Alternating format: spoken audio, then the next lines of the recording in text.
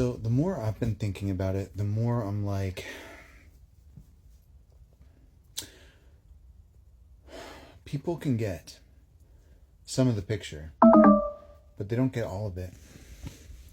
People might be able to sense something about you, about your origin, but it's not the whole truth. And how people perceive energy, it depends on their lens.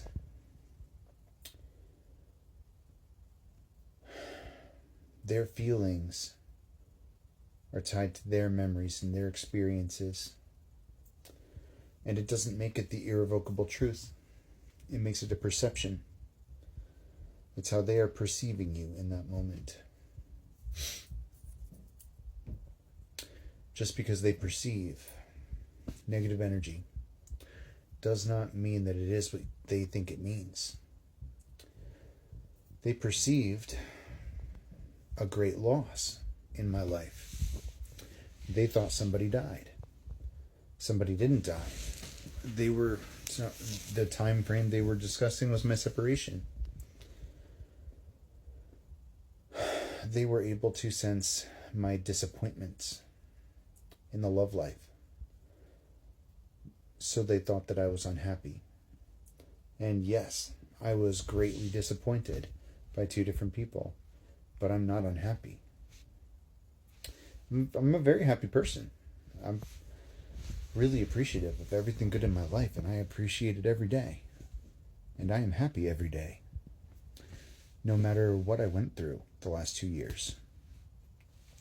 And I did have a negative energy that was keeping me in cycles, but I transmuted that shit, and everything has been 1,000,000 times better since then. If anything, I think she was sensing my past, not my present, not my future. She was telling me where I've been. And just because she felt where I've been, that doesn't make it where I'm going, and it doesn't make it where I am. And I think that's important for somebody to hear right now, that the perception of readers can be flawed. What they are experiencing when it comes to reading your energy, sometimes it's what you've been through and not what you're going through. Sometimes it's what you will go through and not what you're going through. Sometimes it's what you're going through and not where you've been. Confirmation burp. But my point is, this reader had half the story. The sad half, the difficult half, the challenging half. But she didn't see my breakthrough. She didn't see all of the times that I stood back up. She didn't see the times that I punched through the barriers. How could she? She just met me.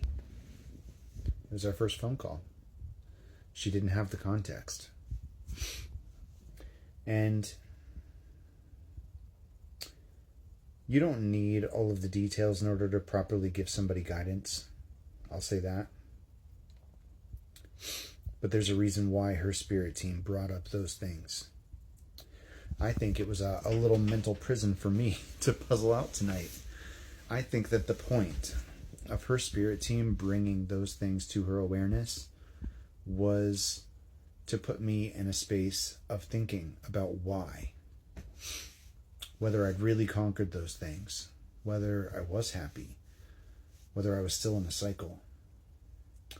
I had to be deeply contemplating those things tonight in order to realize that I know exactly where I am. I know exactly who I am. I know exactly what I've been through. And I know exactly what I'm not still going through.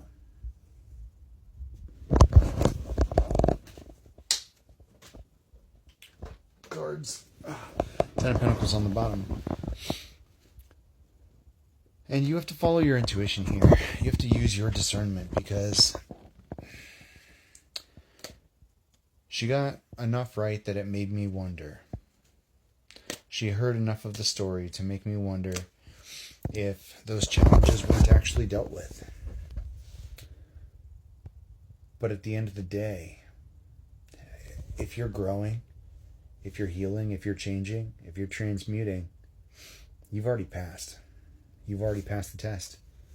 You are already headed to the next leg of your adventure because you are integrating and growing and changing and learning. You're not stuck because you're not making the same choices every time. And a lot of the old school readers, they have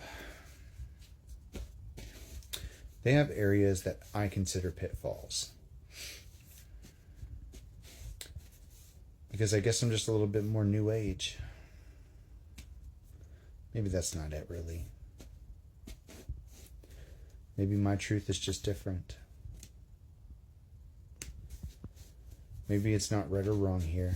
It's not old school, new school. It's your truth, which is yours. That's always been a big thing on this journey for us. Your set of tools gets you there. And I cannot help but argue that the results of my journey have been incredible. Where I am versus where I've been is so entirely different. And Spirit gives me confirmation all the time that I'm doing the right thing. And all of these little ways that the universe works things out and lines things up and connects the dots is beyond anything that I could have ever planned. And I still maintain that without adversity, you cannot grow.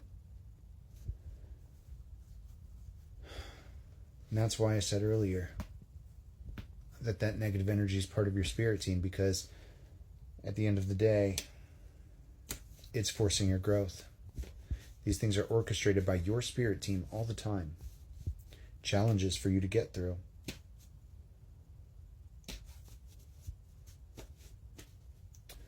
Without the dark, you cannot have the light. And without the light, you cannot have the dark. They both exist in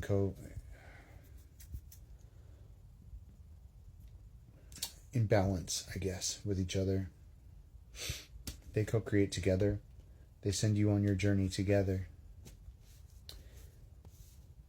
And they're meant to be balanced and not trying to defeat each other. Like that audio clip that I put out earlier. I need to go back and follow that guy, whoever that was. It was a really good clip about polarizing forces. So, if somebody tries to tell you something that puts you in a an Eight of Swords mentality about having negative energy around you, they could be sensing your past. But they're not sensing your future, because you know how to handle that. You know how to deal with that. And you've already beaten it. You hold the mentality of that you have already conquered the darkness, because that is the truth.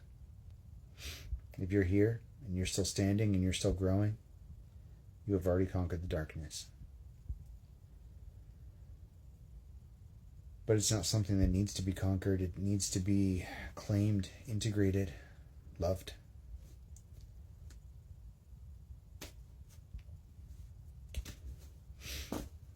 So don't get in your head. 10 of Cups. Don't get in your head about stuff like that.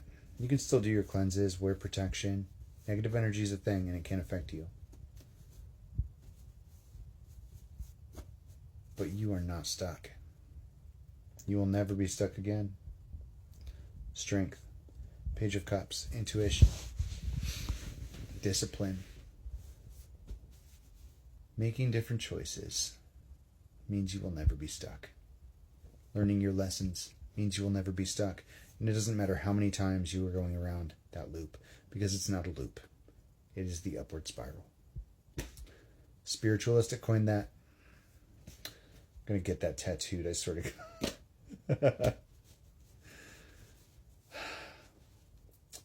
Just kidding. But, you know, don't get in your head. Don't get in your head.